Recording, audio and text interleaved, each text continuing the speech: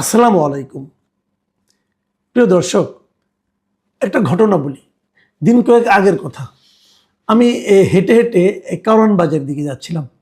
Shark ফোয়ারার সামনে ওখানে একটা পুলিশ বক্সের মতো আছে। বেশ কিছু পুলিশ ওখানে ওনাদের ডিউটি করেন।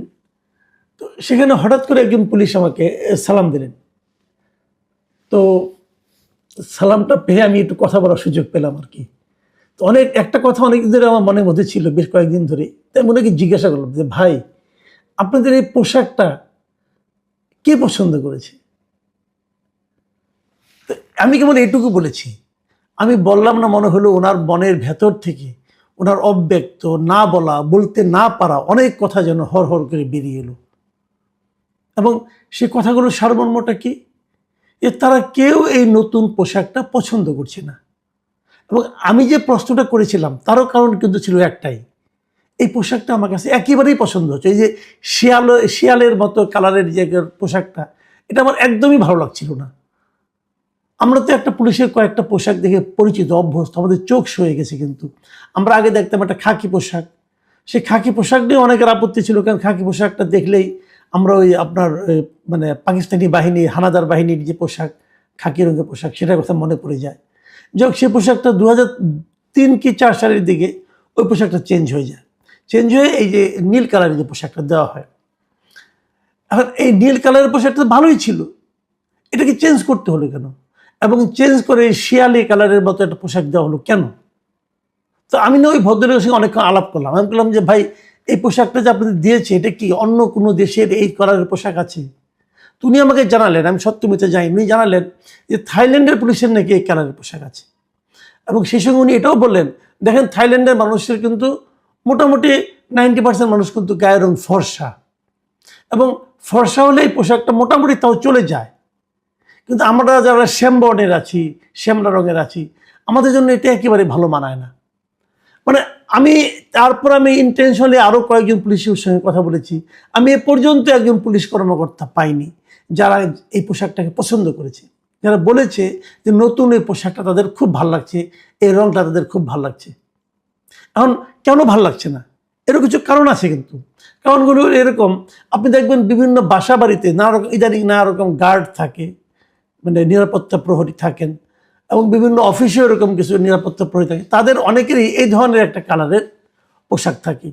কাজেই অনেক সময় হয়তো তড়িঘড়ি করে তাড়াহুড়োর মধ্যে ঠিক বোঝা যায় না, পার্থক্য করা যায় না। আর পুলিশের ওই পোশাকটা তো অনেক দিন ধরে চলে আসছিল, মানুষ ওটাতে অভ্যস্ত হয়ে গেছে, এবং ওতে কোনো মন্দও তো নাই। এই পোশাকটা চেঞ্জ হলো কেন? এত বড় বাহিনী এতগুলো পোশাক চেঞ্জ হলো কেন? কারণটা কি? এই কারণটা আর কিছুই না, এটা হলো অন্তর্বর্তীকালীন সরকার যেটা ছিল, যেটা আমি যাকে মোটামুটি একটা তগলখি সরকার বলি, সেই সরকারের একটা তগলখি সিদ্ধান্ত ছিল যে পোশাক চেঞ্জ করতে হবে। এবং তখন আমরা দেখেছিলাম র্যাব, আনসার এবং পুলিশ, এই 3 বাহিনীর পোশাক করা হয়েছিল। এবং আমার কাছে সবচেয়ে ভয়ঙ্কর লেগেছিল পুলিশের পোশাকটা এবং র্যাবের পোশাকটা।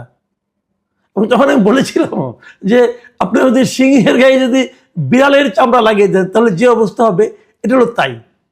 ভাই, পুলিশকে দেখে তো বুঝতে হবে যে এরা একটা মানে আপনার অন্যায়ের বিরুদ্ধে রুখে দেওয়ানোর মতো একটা বাহিনী, তাই না? এই বাহিনীকে আপনি এই পোশাক পরিয়ে দিচ্ছেন কেন?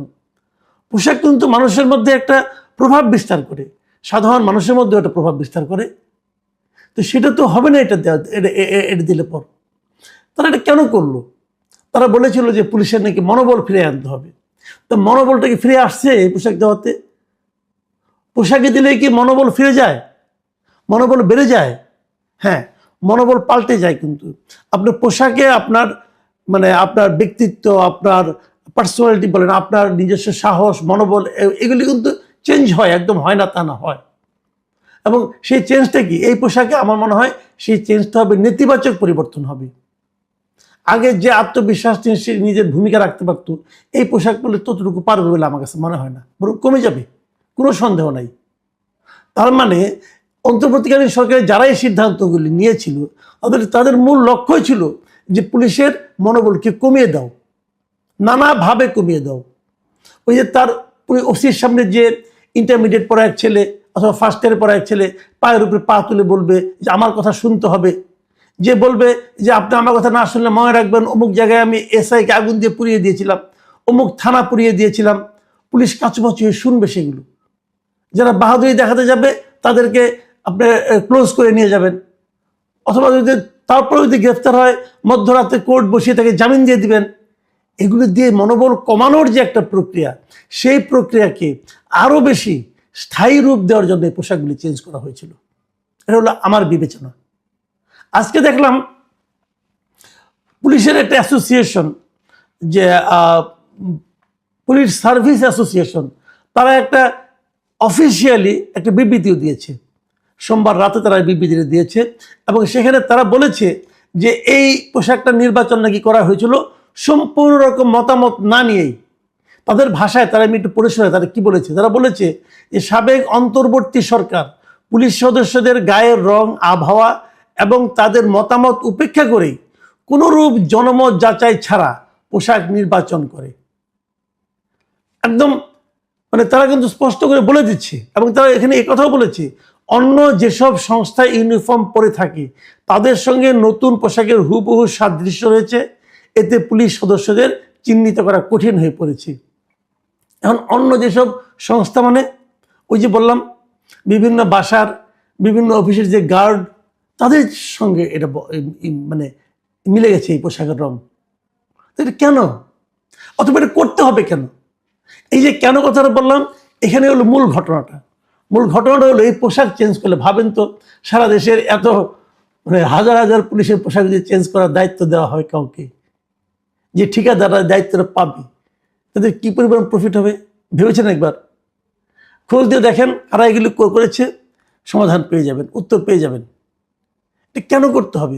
মানে পুরো দেশের নিরাপত্তা বাহিনীর মনোবলকে, মেরুদণ্ডকে ভেঙে দেওয়ার জন্য এই সরকার, আগের সরকার, এই অন্তর্বর্তীকালীন সরকার 18টা মাস ধরে যে চেষ্টা চালিয়ে গেছে, তারই সবচেয়ে বড় প্রকাশ হলো এই পোশাক চেঞ্জ করা। এবং এত টাকা খরচ, এই পোশাক ধরেন আগের সেট সব বাতিল, নতুন করে এক সেট পোশাক আনতে হবে, আনার পর এটা খরচ আছে না, এই খরচটা আপনি কেন করবেন? কতগুলো অপচয়, আগের পোশাক যেগুলি ছিল সেগুলো তো অপচয় হয়ে গেল। আর এই নতুন খরচটা আপনি অন্য কিছু করতে পারতেন। পুলিশের যে ভবনগুলো, থানাগুলি আছে, সেগুলো চেহারা চেঞ্জ করতে পারতেন। তো এগুলি কেন? আমি আগেও বহুবার বলেছি যে পুলিশের মনোবল যেটা ভেঙেছে সেটা আর কিছু না। পুলিশকে আপনি স্বাধীনভাবে সিদ্ধান্ত নিতে দেন, পুলিশের মনোবল বেড়ে যাবে। পুলিশের প্রতি কোনো অন্যায় হলে তার একটা বিচারের আশ্বাস আপনি দেন, পুলিশের মনোবল বেড়ে যাবে। ভাবেন তো ওই আন্দোলনের সময় অনেক ঘটনা ঘটেছে, কিন্তু পুলিশ হত্যা হয়েছে, হয়নি? হয়েছে। আপনি কি করলেন? পুলিশ হত্যার কোনো বিচার হবে না, একটা সিদ্ধান্ত দিয়ে দিলেন। কিসের উপর ভিত্তি করে আপনি সিদ্ধান্ত দিলেন? আপনি বলবেন যে না, আন্দোলনের সময় প্রয়োজন ছিল। হ্যাঁ ছিল, মানতে রাজি না, কিন্তু বিচার হবে না কেন? একটা পুলিশ হত্যা হয়েছে, আপনি বিচার করেন। বিচার করলে যদি প্রমাণ হয় যে ওই সময় পুলিশকে হত্যা না করলে ওই আন্দোলন সম্ভব হতো না, তাহলে মানলাম যে পুলিশ আন্দোলনকারীদের বিরুদ্ধে ছিল, তো মেরেছেন আপনি। কিন্তু যদি প্রমাণ হয় যে আন্দোলনের সঙ্গে ওই পুলিশকে হত্যা করা না করার কোনো সম্পর্ক নাই, তো সেটার বিচার হবে না কেন? তার বিচার তো হতে হবে। পুলিশরা কি মানুষ না? পুলিশরা কি দেশের নাগরিক না? আচ্ছা, যত পুলিশ মারা গেছে সেই 2024 জুলাই আগস্টে, তাদের যারা ফ্যামিলি আছে, সেই পুলিশ নিহত হওয়ার কারণে, তো সেই পুলিশ মারা যাওয়ার কারণে তার ফ্যামিলি কি তার বেনিফিটগুলি পাবে? যদি হত্যারই বিচার না হয়, হত্যা বিচার না হওয়া মানে কি? তার মানে হত্যাটা জাস্টিফাইড, তাহলে তার ফ্যামিলি সে পাবে না, বেনিফিট পাবে না। তার ফ্যামিলি যারা এতিম হয়ে গেল, যারা নাকি একদম মানে পথে বসে গেছে, এরকম অনেক ফ্যামিলি সম্পর্কে আমি জানি, তারা কি দেশের নাগরিক না? তো পুলিশকে যখন আপনি প্রতিপক্ষ বানিয়ে দিবেন, পুলিশকে যখন আপনি বলবেন যে তোমার সহকর্মী, তার মৃত্যুর কোনো সাজা হবে না, তার মৃত্যুর কোনো বিচার হবে না, তারপর আপনি বলবেন তোমাকে নতুন পোশাক দিলাম, এই পোশাক পরে তোমার শক্ত মনোবল নিয়ে তুমি বুক চিতিয়ে দাঁড়াও, হবে? এটা তো হবে না। তো সেই কাজটা করে মানে গোড়ায় কেটে আপনি উপরে পানি ঢালছেন। পুলিশের মনোবল তখনই ফিরবে যখন নাকি সুবিচার থাকবে সমাজে, যখন নাকি রাষ্ট্র তাকে সুবিচারের গ্যারান্টি দিবে। তখন দেখবেন পুলিশ নিজের জীবনকে বাজি রেখে কাজ করবে। হ্যাঁ, পুলিশের মধ্যে অনেক অন্যায় আছে, অনিয়ম আছে, পুলিশ ঘুষ খায়, পুলিশ মানুষকে হয়রানি করে, এই সমস্ত অভিযোগ তো আছে। অভিযোগ থাকলে অভিযোগগুলো বিচার করেন, বিচারিত কোনো আপত্তি নাই।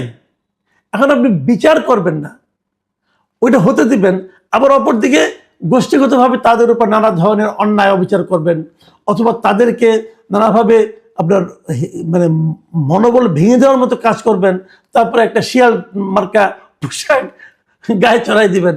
তা তো হলো না রে ভাই। আমি মনে করি এই সমস্ত বিষয়গুলো নিয়ে